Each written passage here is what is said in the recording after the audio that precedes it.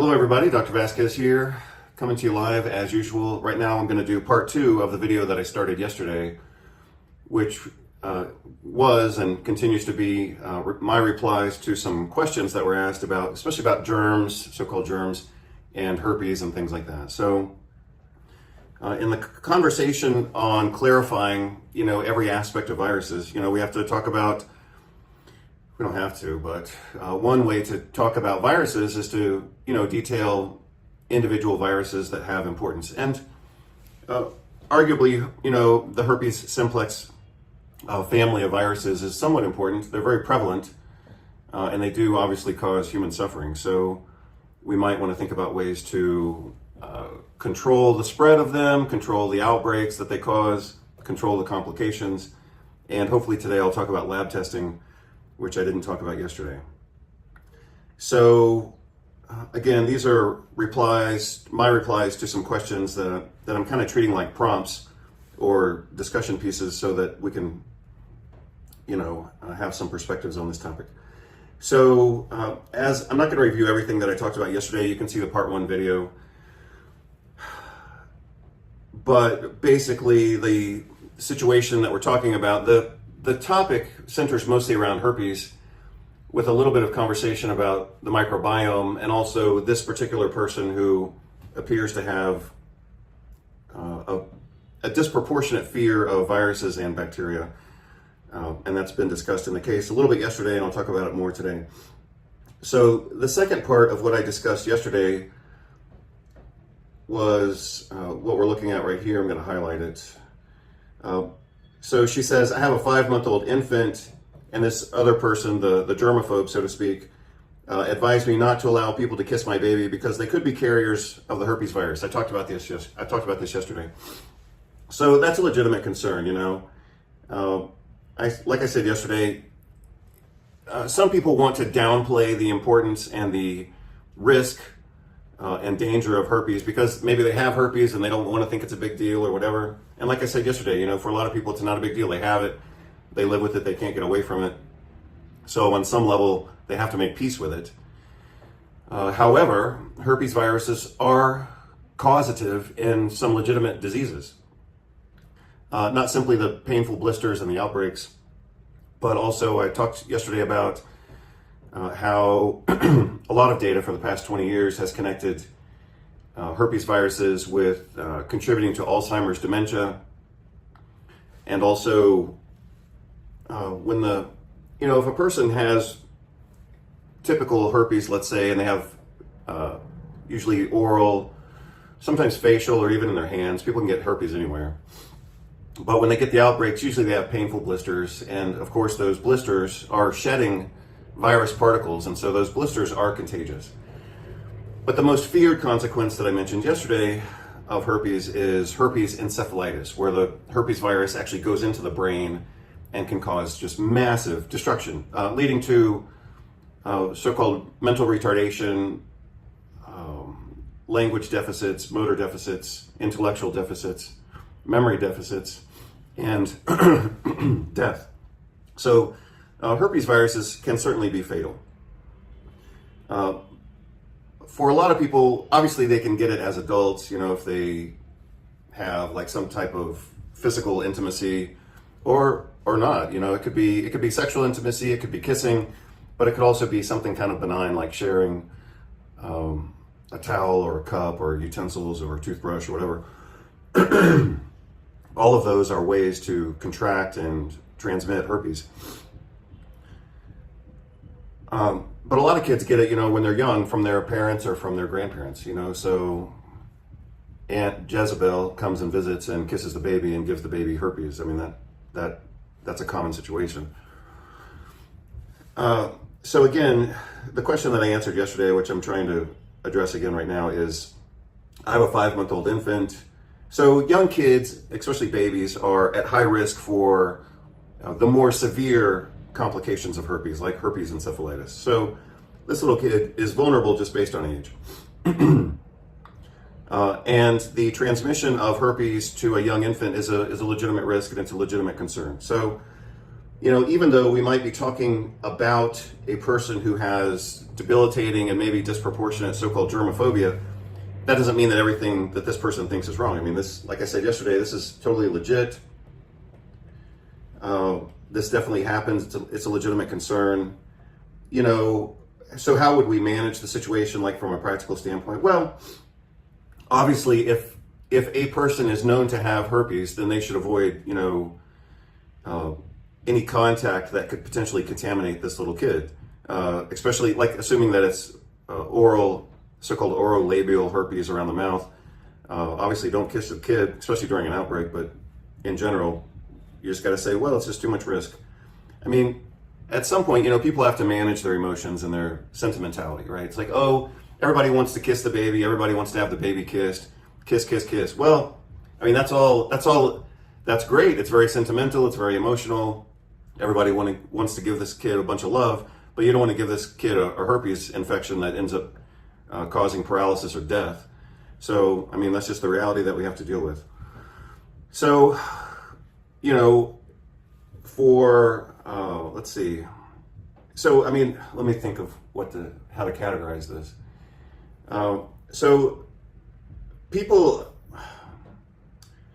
either have herpes or they don't. If they're positive, let's say for herpes, then they are always going to present some risk.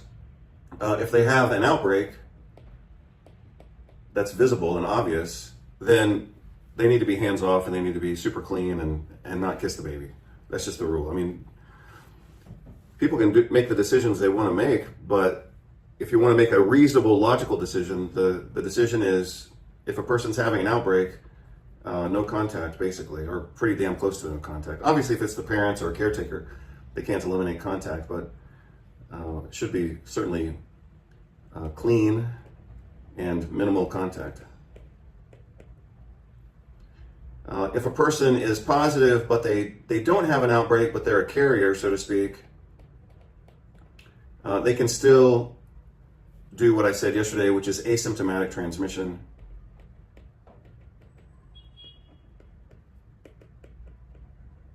Which means they have herpes, they don't have an outbreak, they look okay, they feel fine, they're socially innocent, and they can still cause transmission.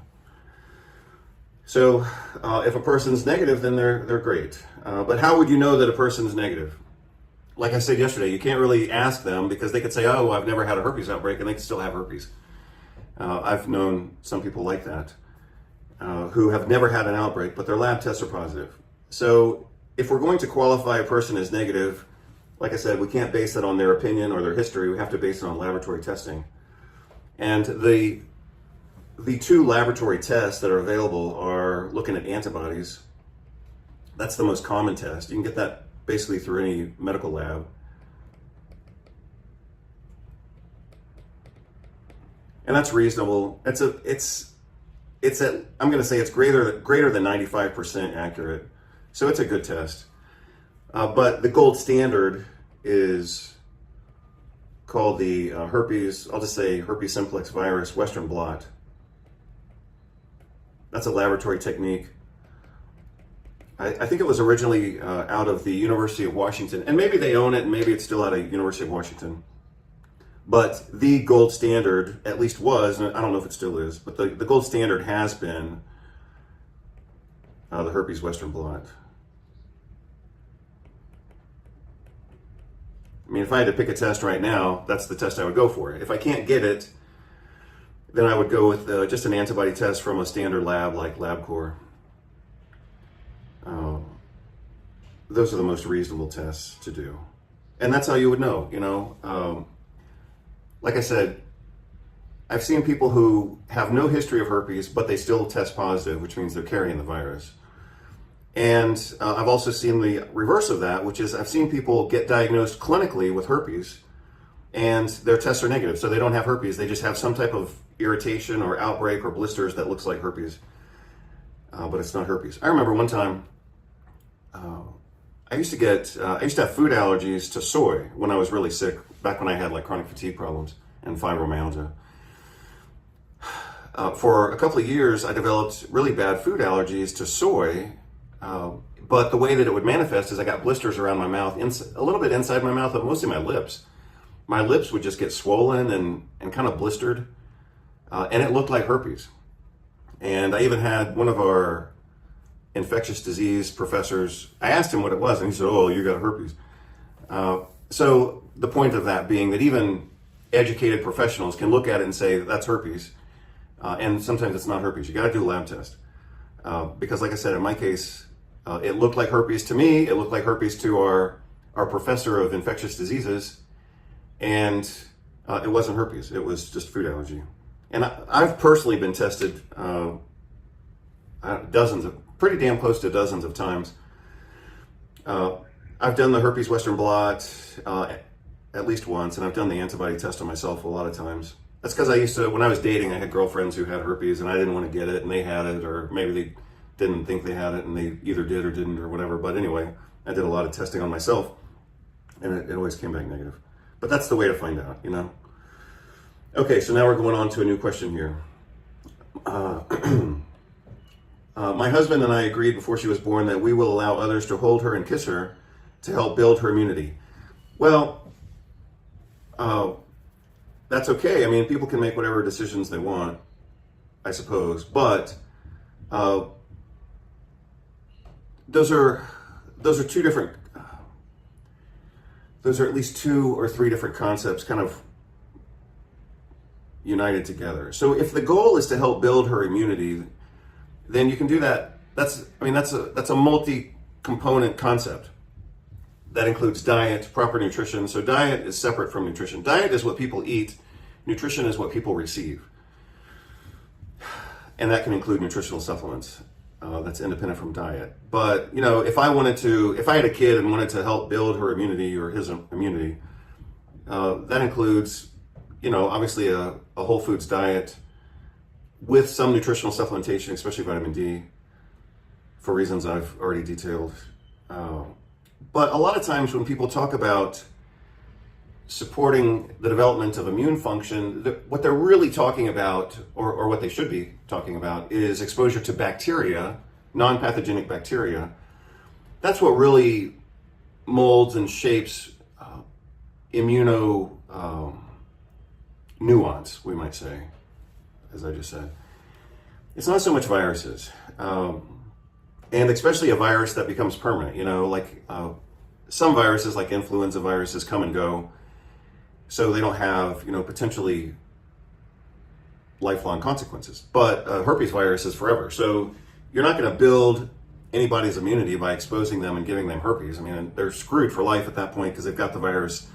And hopefully they don't have problems with it, but they could. And some of those problems are either going to be painful blisters, increased risk for Alzheimer's, or, you know, catastrophic complications like herpes encephalitis. So again, I know everybody wants to be huggy and kissy around kids, but being kissy around kids, especially if an adult has herpes, then it's a potentially fatal risk. So, you know, we have our emotional and social perspectives, and I'm here to give you the medical or biologic perspective. And the biological reality is, you can love a kid, you can kiss a kid, and you can give that kid herpes, and they can end up, you know, dead, or at least carrying the virus. And so you have to be aware of those things. She's been getting passed around like a hot potato since she was born and hasn't been sick yet. She doesn't have any unicorn juice at this time, and we don't plan to give it to her. I've already commented on that. I'm wondering if you would be willing to shed light on the subject of immunity, specifically as it relates to babies contracting common viruses like herpes. Are common fears of parents about babies getting ill based on science at all? Yeah, so I've talked about that as well. So just to be clear and leave it behind, the reality is, here comes the dose of reality. If a person has herpes simplex virus, usually type 1, could be type 2, they can definitely transmit to kids. So that's just the reality. And again, the kid could have no complications, or occasional outbreaks, or increased risk for dementia, or herpes encephalitis. So it could range from 0 to death. But again, I guess I'll address this here. My cousin just had a baby, and their rule for visitors is that everyone get up to date on all boosters before coming to see their little kid. So people can do whatever they want. Everyone has access to information, and I'm not giving anybody, medical advice in this particular conversation. But I'm going to give you my gut reply, and my gut reply is, I assume they're well intended, but this just sounds really dumb to me. Everyone get up to date on all boosters before they come visit their kid. I'm just going to call it like I see it. I think that's dumb as shit. All boosters. What the hell are you talking about? I'm not trying to attack the person who's asking the question here, but I'm just saying in general, when people say all boosters, that's a lot of fucking vaccines. That's a lot of vaccines. So what? They have to get updated on yellow fever vaccine, and because they could have yellow fever from their coffee that came from Nicaragua, I guess, or HPV.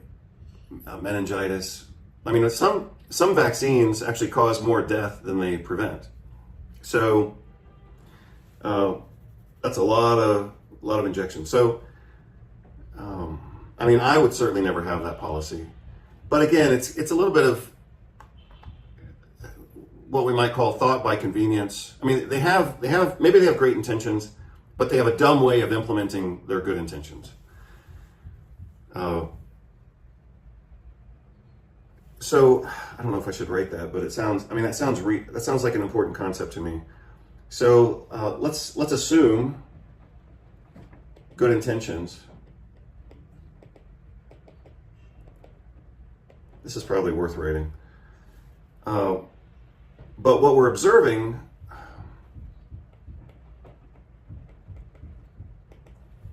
bad implementation.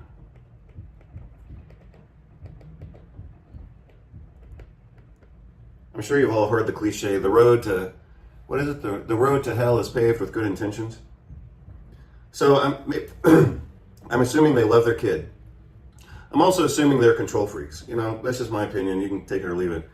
But, anybody that has a rule for visitors that everyone has to get up to date on all their boosters, like I said before, I just think that's dumb. It sounds very controlling. And it's not the best way to, what's the goal here? If the goal is to have a healthy and happy kid who actually gets to see people, filtering social contacts by vaccination status, I'll say it for the third or fourth time, I just think that's dumb. But again, I'm not giving anybody medical advice, do whatever you want. But for example, if they're so in love with their kid, then why haven't they said that the kid needs to be well nourished or get plenty of vitamin D?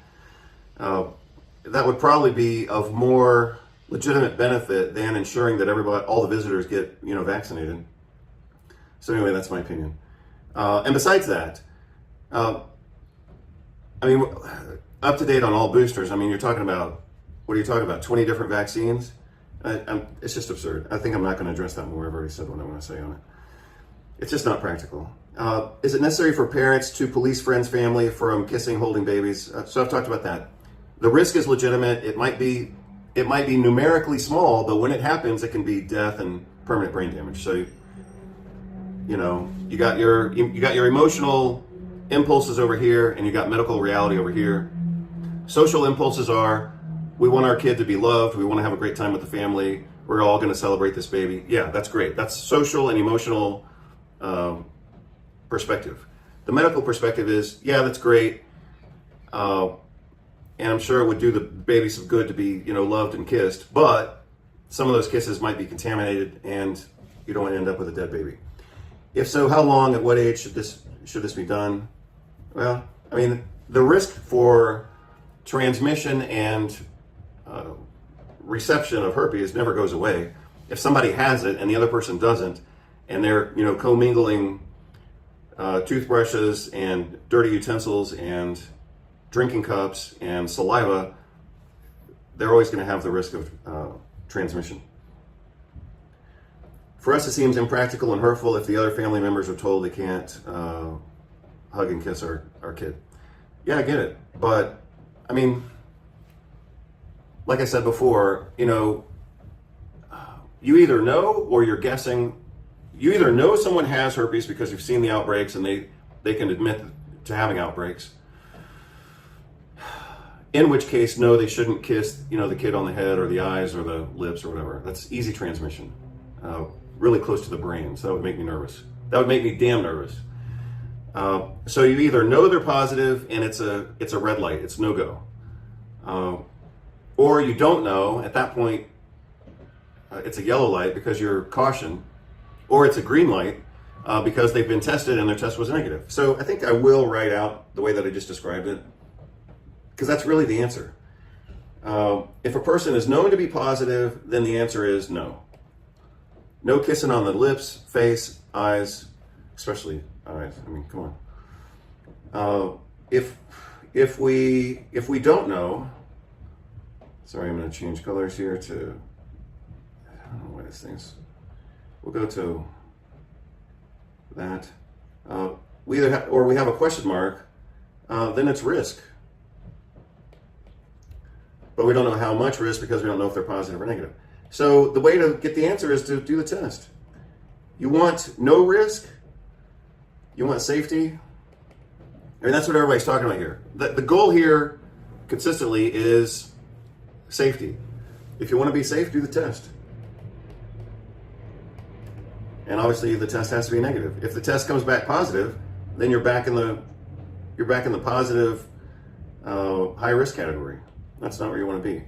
So that's the answer. It's either no, question mark, and you're taking a risk, or you've done the test and it's negative and the situation is safe. Based on my limited understanding, seems like viral shedding from those who receive vaccines might be higher cause of concern